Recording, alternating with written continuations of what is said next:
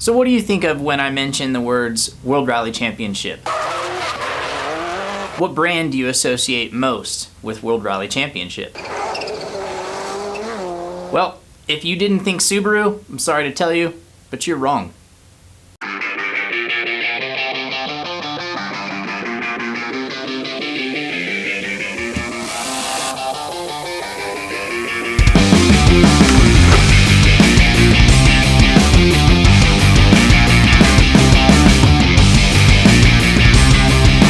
Welcome back to Tekin Builds, Ty Campbell here, and maybe I overstepped a little bit.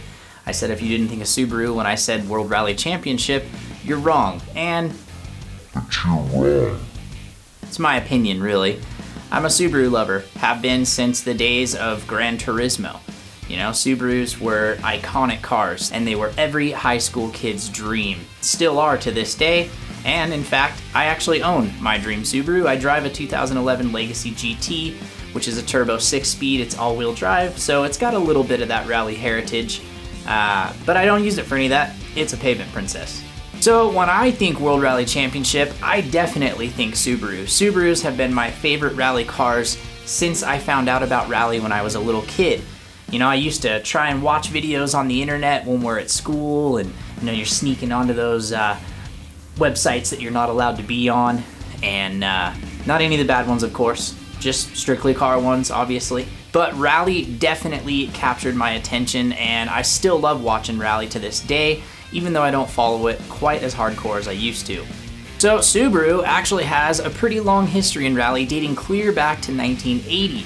So they didn't really start out in the World Rally Championship, you know, they started out with not even this car. When we talk about Subaru rally cars, people think the Impreza, they think the WRX, you know, STI.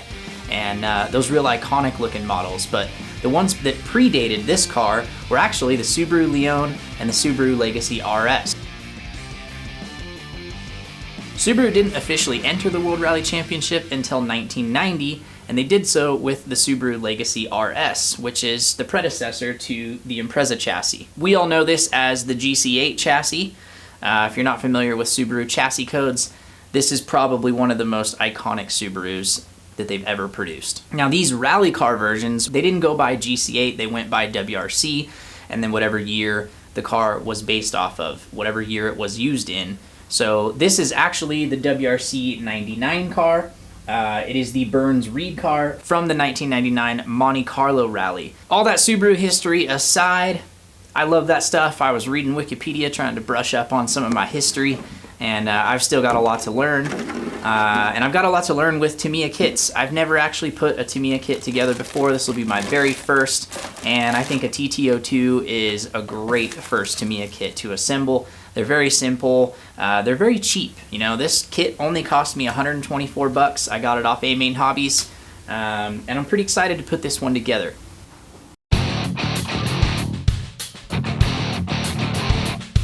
Immediately, I can see that it's going to need some upgrades for sure, starting with bearings. These come with bushings. There's brass and looks like plastic bushings in the kit. Probably okay for a little bit if you're gonna stick with the stock brush system that comes with it. We're obviously not gonna do that. We gotta put Tekin brushless power in this thing. I want this to kind of be overpowered like a real rally car is, so that we can really throw it around on the dirt trails and hopefully catch a little air with it and see some decent speeds. The other upgrades that I think are necessary are shocks. This comes with friction dampers. They're just springs. There's no oil. They're very loose. They're very floppy. You can't really tune them.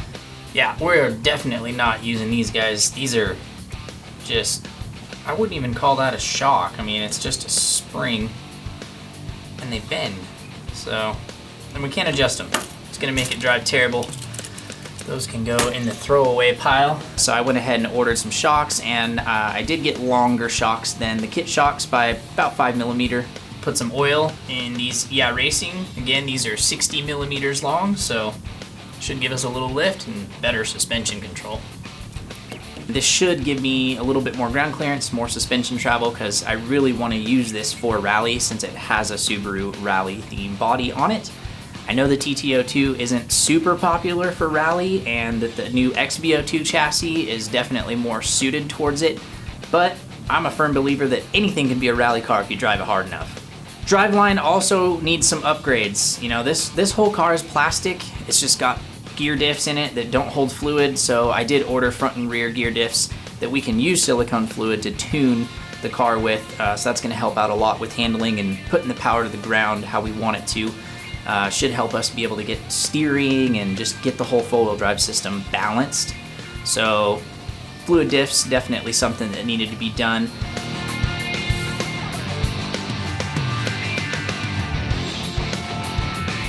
That's the rear diff done. I went ahead and put 5,000 weight oil in this one, and I'm gonna do 7,000 in the front diff.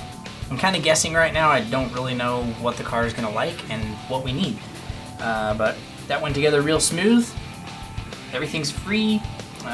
Seems like a pretty high quality part. I didn't realize all the gears were composite, but I think being a 13.5 and if I'm sort of easy on it, should hold up.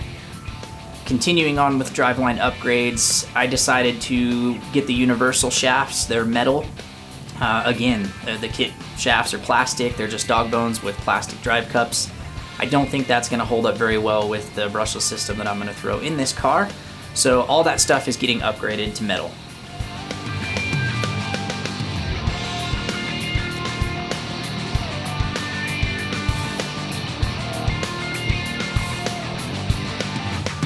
The center shaft is also plastic, as are the propeller shafts that are the input shafts to the pinions for the gear differentials, so I'm going to upgrade that shaft while I'm at it as well.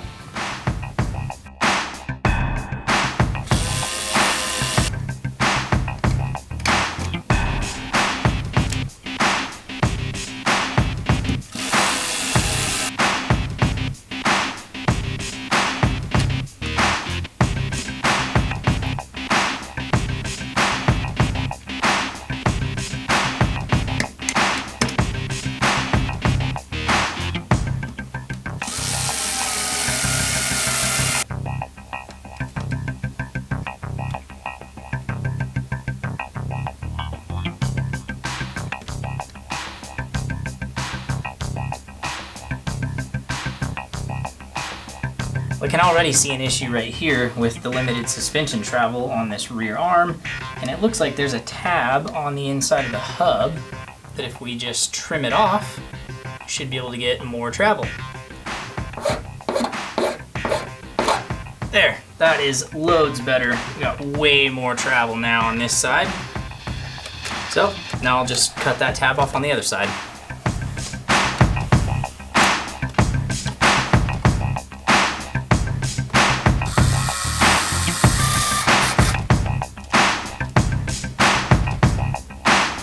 That's looking pretty good for rear end travel. I like that a lot.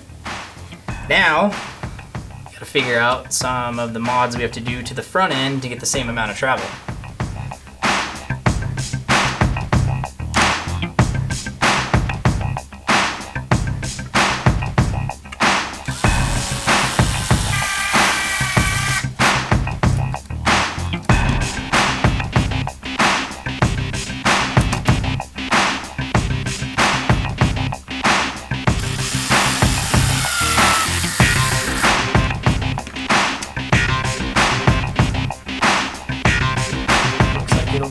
Nicely.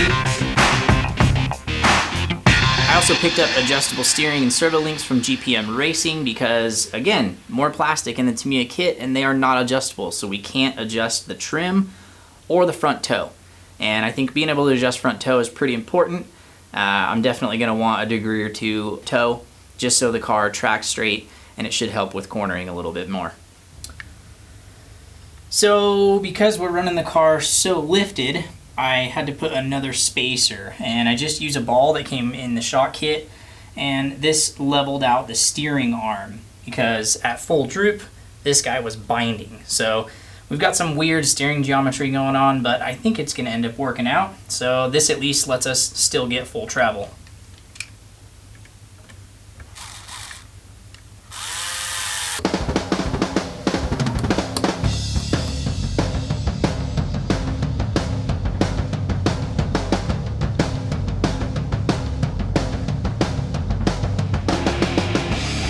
The last thing that I decided to do was upgrade the screws in the car. These use a Japanese Phillips type screw. It's actually not a Phillips, it's a Japanese bit. So if you try to use a Phillips, it's too pointy, it's not gonna fit very well. You can grind one down, just take a little off the tip.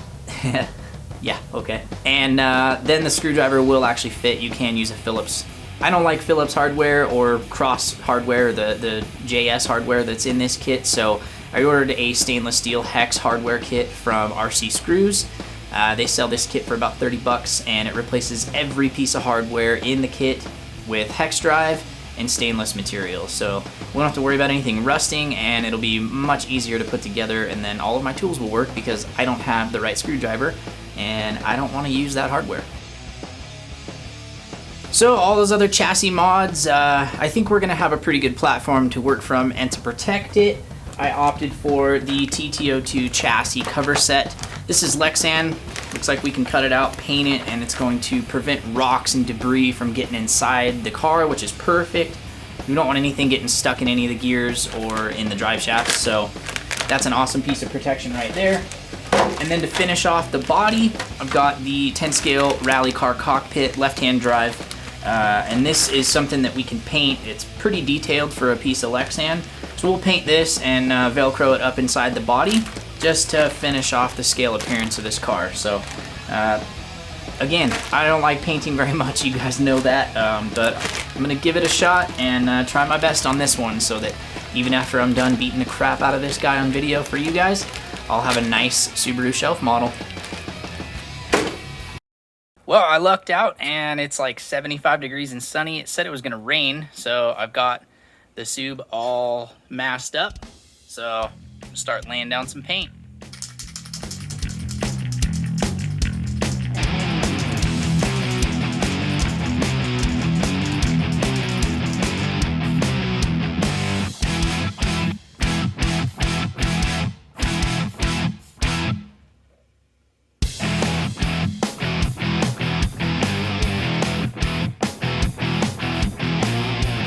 Alright, paint took me all day yesterday. There's like 7 coats of paint on this body. So I hit it with 4 coats of the Tamiya metallic blue. I then hit it with white, 2 coats, and then a black coat just to finish off the inside so that we don't see any body color. And this is like basically World Rally blue. Very, very close. Took a little peek under there. I actually decided to tint the windows, so I'm going to use Tamiya PS31 Smoke, and I'm going to cover the front windshield real quick because I don't want to tint that one, but I do want to tint the side windows and the back window. Well, paint this weekend actually went surprisingly well. This is a very easy single color paint job, but it did take a little bit. I spent the entire day, like I said, and there's 7 coats of paint on this and 2 coats of tint. So it actually turned out really nicely. So the only thing that I did completely overlook was paint for the rear wing. I was supposed to get the TS version of the metallic blue that is not for polycarbonate, it's for plastics. So the wing doesn't really match right now, but don't fret, I'll get a hold of some of that paint and I'll get it finished up before we're done with this guy. But I'm pretty happy with how this turned out. The tint turned out pretty good with 2 coats. It's subtle, but it's just enough to knock down that fishbowl appearance of the cab. So I'm super stoked on that guy. And I also cut and painted the rally guard. So this is the chassis cover that goes inside, and it actually sits on the car like so to keep all of our electronics sort of clean. Guarantee you some stuff's still gonna get in there. But it should keep big rocks and stuff from getting wrapped up in the drive shaft. We don't want anything, you know, getting stuck in there while we're out driving it. So, plus I just think it looks cool. So I'm looking at basically a rolling chassis here. Let's throw the wheels and tires on real quick so we can get this body on and see how it sits on the ground. I had to add a little flair in here. I picked up these disc brakes off of eBay. They're aluminum, and it just replaces the plastic versions from the kit. So it looks like the offset and everything is about the same, but we'll see how they fit.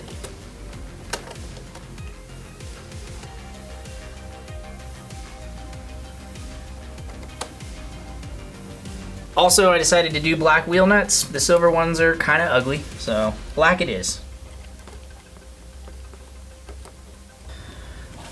Sweet! It is looking like a rally car now.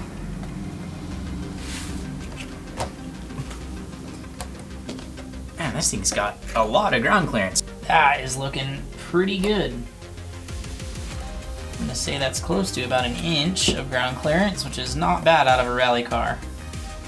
So yeah, it is at full extension right now. Not quite 1 inch, about 22 millimeters or so, but that's looking pretty good. I like what I see. Let's throw the body on real quick and see how it sits.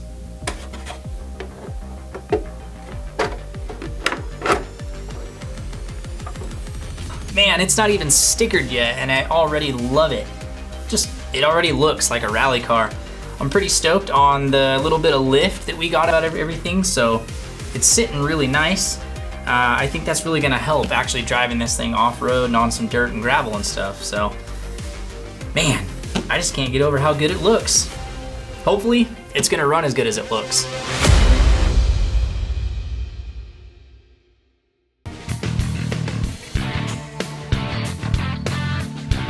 I did mention brushless. I'm gonna go with an RS Gen 3 and a 13.5 Eliminator series motor. So this is actually a drag motor.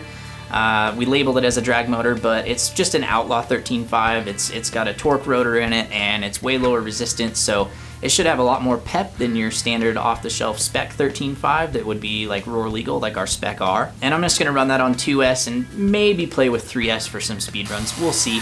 I'm expecting probably 35 to 45 mile per hour top speed out of this car if I really want it, which should be plenty. You know, I want to play on mountain bike trails and really nerd out on the scale part of rally. I have a feeling it's going to be perfect. We'll get nice long run times, and we'll finish that off with a Tekin T130 speed steering servo. This is the really fast 10 scale servo.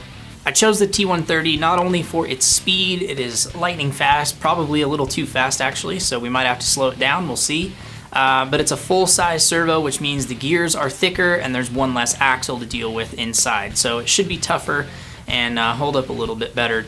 And rounding out the electronics package on the rally car project, I'm gonna slap a 2S8400 power cell in this car. So we're gonna have tons of runtime, and again, a little bit more weight should make it handle a little bit more realistically. Well, that's the full electronics package installed. RS Gen 3, Eliminator 13.5, T130 steering servo, Spectrum receiver, and a 2S8400 power cell with 5mm bullets. I'll power this guy up real quick and make sure that everything's good.